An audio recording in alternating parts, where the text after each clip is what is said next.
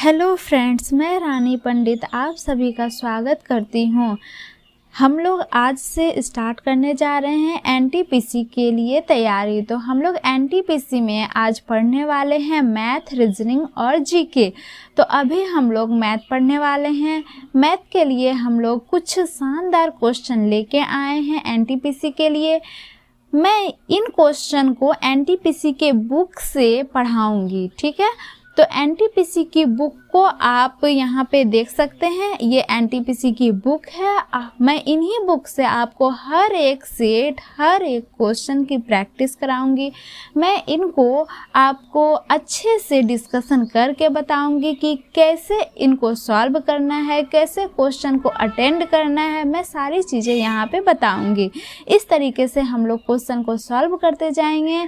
हम लोग हर एक क्वेश्चन पढ़ेंगे, हर एक प्रैक्टिस सेट पढ़ेंगे। हम लोग खास एनटीपीसी, आरआरबी एनटीपीसी के लिए तैयारी कर रहे हैं। तो हम लोग आरआरबी एनटीपीसी के हर एक क्वेश्चन को कि किस तरीके से एग्जाम में क्वेश्चन पूछे जाते हैं, हर एक टॉपिक को, हर एक क्वेश्चन को अच्छे तरीके से कवर करेंगे। चलिए अब हम लोग स्टार्ट करते हैं पढ़ाना।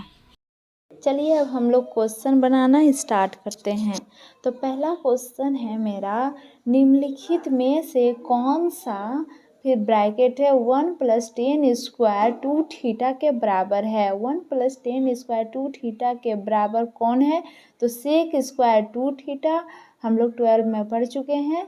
1 + 10 स्क्वायर 2 थीटा के बराबर है सेक स्क्वायर 2 थीटा, ठीक है। तो चलिए अब हम लोग नेक्स्ट क्वेश्चन देखते हैं।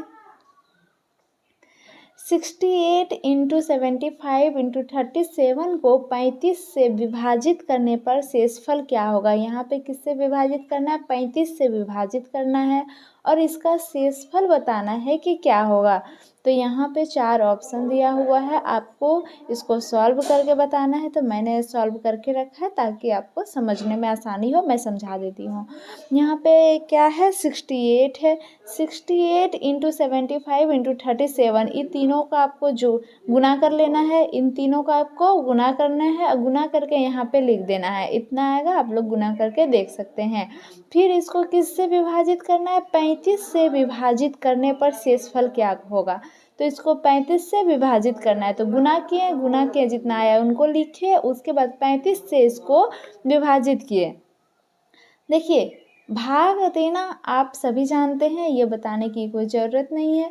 तो इसको भाग दिए 35 से, तो 15 आया शेषफल। तो ऑप्शन में यहाँ पे हमको 15 दिख रहा है ऑप्शन, तो ये क्या हो गया? राइट आंसर, ठीक है। उसके बाद हम लोग नेक्स्ट क्वेश्चन की ओर चलते हैं। तो नेक्स्ट क्वेश्चन हमारा है, यदि 3x + 2y - 10 और y = x - 1 है तो x का मान क्या होगा? यहाँ पे ध्यान रखिएगा, y = x - 1 है तो x का मान क्या होगा, ठीक है। तो सबसे पहले इसको सॉल्व करते हैं। 3x + 2y और यहाँ पे माइनस में 10 है, -10 है, तो अगर ये इक्वल टू के उस साइड जाएगा तो +10 हो गया, ठीक है। अब यहाँ पे क्या बचा? y, यहाँ पे 2y का जो जगह है ना, 2y, यहाँ पे 2y है ना, 2y के जगह सिर्फ y लिखेंगे। 2y के जगह सिर्फ y लिखे, इक्वल टू दिए, यहाँ पे 10 है, इस 10 को लिख दिए। यहाँ इक्वल टू का इस साइड 3x है, तो इक्वल टू के उस साइड जब गया तो प्लस में इधर 3x है, तो इक्वल टू के उस साइड गया तो -3x हो गया, ठीक है। बाय यहाँ पे जो 2 बचा था, यहाँ पे 2 चला गया डिवाइड में, ठीक है।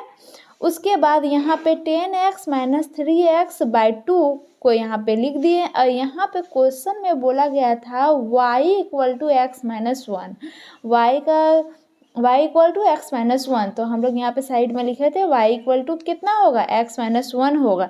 तो यहाँ पे जो y आया है, यहाँ पे जो y आया है, इसका मान हम लोग कितना लिखेंगे? x - 1। तो सबसे पहले हम लोग इसको लिख दिए, यहाँ पे 10 - 3x/2 = y का मान लिख दिए x - 1, ठीक है।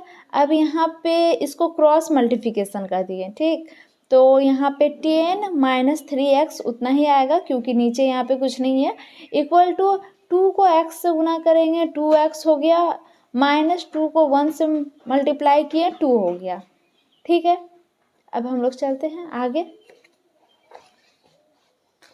तो यहाँ पे आ गया 10 - 3x इक्वल टू 2x - 2। तो यहाँ पे x वाले को एक साइड में लिखेंगे, x वाले को एक साइड में, तो -3x - 2x इक्वल टू, अब नंबर वाले को एक साइड लिखेंगे इक्वल टू के उस साइड, तो -2 - 10, तो -3x - 2x sign minus minus का रहता है, तो साइन माइनस का ही रहता है लेकिन ऐड हो जाता है, ठीक है। तो -3x - 2x साइन माइनस का रहा लेकिन ऐड हो गया, तो यहाँ पे 5x, ठीक है। साइन माइनस का ही रखेंगे लेकिन 3 और 2 को ऐड करेंगे तो 5 हो जाएगा, तो 5x हो गया। अब -2 और -10 साइन माइनस का ही रहता है लेकिन ऐड हो जाता है, तो 12 हो गया, तो यहाँ -5x इक्वल टू यहाँ -12 हो गया, तो माइनस माइनस कट गया, माइनस माइनस कट गया, तो ये प्लस में आ गया, ठीक है। तो यहाँ पे x इक्वल टू, जब भी हम 5x या 5y साथ में रहता है तो इसको हम अलग करते हैं, तो x जब यहाँ पे आ गया तो ये जो नंबर है ये दूसरे तरफ इक्वल टू के उस साइड जाके डिवाइड में चला जाता है, ठीक है। तो यहाँ 12 हो गया, डिवाइड यहाँ पे 5 हो गया, तो यहाँ पे इसको हम कटाएंगे तो ये पूरा पूरी नहीं कटेगा, तो 2.4 इसका आंसर हो जाएगा, ठीक है। चलिए अब हम लोग नेक्स्ट क्वेश्चन की ओर जाते हैं। नेक्स्ट क्वेश्चन है हमारा, अब्दुल 62 आम, 124 संतरे और 31 सेब का प्रयोग फलों की टोकरियां बनाता है। वो चाहता है कि कोई भी फल छोड़े बिना प्रत्येक टोकरी एक समान है। अब्दुल निम्नलिखित में से टोकरियों की सबसे बड़ी संख्या कौन सी बना सकता है। तो सबसे बड़ी संख्या पूछा गया है, तो अधिकतम संख्या इक्वल टू जो संख्या दिया हुआ है उन संख्या को यहाँ पे लिख देना है और इसका मोसो निकाल लेना है। मोसो निकालना तो सभी जानते हैं, ये तो हम लोग बचपन में ही पढ़ चुके हैं 1-2 क्लास में। तो इसको मोसो निकालना है, इसका मोसो आएगा 31, बस यही हो जाएगा हमारा राइट आंसर। ऑप्शन में 31 दिखे, आप वहाँ पे टिक कर सकते हैं। नेक्स्ट क्वेश्चन,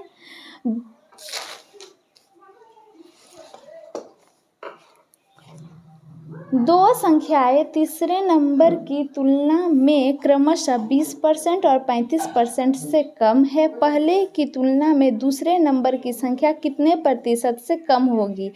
दो संख्याएं हैं, तीसरे नंबर की तुलना में 20% कम है, पहला वाला तीसरे नंबर की तुलना में 20% कम है और दूसरा वाला तीसरे नंबर की तुलना में 35% कम है। तो तीसरा नंबर, पहले तो हम लोग 3 संख्या है 1 2 3 तीनों लिख देंगे। उसके बाद पहला वाला तीसरे वाले की तुलना में 20% कम है, तो तीसरे वाले को 100 मान लेते हैं, तो इसमें 20% कम 80 हो जाएगा और इसमें 35% कम 65 हो जाएगा। तो परसेंट की कमी, तो यहाँ पे बोला है क्वेश्चन, पहले की तुलना में दूसरे नंबर की संख्या कितने प्रतिशत से कम है। पहले की तुलना में, तो पहले की तुलना में दूसरे नंबर की संख्या कितने प्रतिशत से कम है। पहले तो हम ये देख लेते हैं कितना नंबर कम है, ठीक है, कितना संख्या कम है। तो पहले की तुलना में दूसरा कितना कम है, तो पहले की तुलना में दूसरा 15 कम है, ठीक है, पहले की तुलना में है इसलिए पहले का भी नंबर लिख देंगे। और यहाँ पे पहले की तुलना में दूसरे नंबर की संख्या कितने प्रतिशत से कम है, तो यहाँ हम परसेंट निकाल रहे हैं, परसेंट की कमी निकाल रहे हैं, इसलिए 100% से इसको मल्टीप्लाई कर दिए। 0 0 कैंसिल हो गया और 2 4 × 8 और 2 5 × 10 और यहाँ पे 15 × 5 हो गया 75 और नीचे बच गया 4। अब इसको हम लोग डिवाइड करेंगे, देखिए मैंने यहाँ पे डिवाइड करके रखा है, आप लोग भी डिवाइड कर सकते हैं। तो यहाँ पे अब इसको हम डिवाइड करेंगे तो 18.75 कुछ आएगा, तो 18.7 इधर कुछ 5 या 6 आएगा, तो आप 18.7 पॉइंट के बाद एक अंक देख के उसको राइट आंसर टिक कर सकते हैं।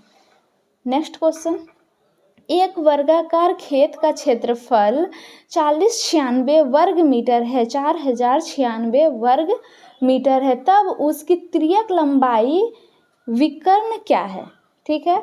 तो तिर्यक लंबाई विकर्ण उसका बताना है। तो वर्ग का विकर्ण इक्वल टू रूट 2 इंटू क्षेत्रफल, इसका फॉर्मूला है ये, आप इस फॉर्मूले को याद रखिएगा।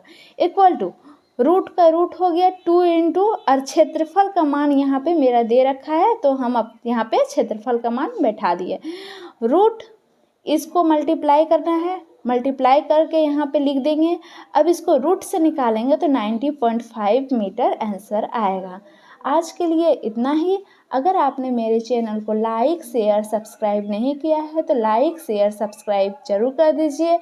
मैं और भी अच्छे अच्छे वीडियो लाने की कोशिश करूँगी। Thank you so much. जय हिंद।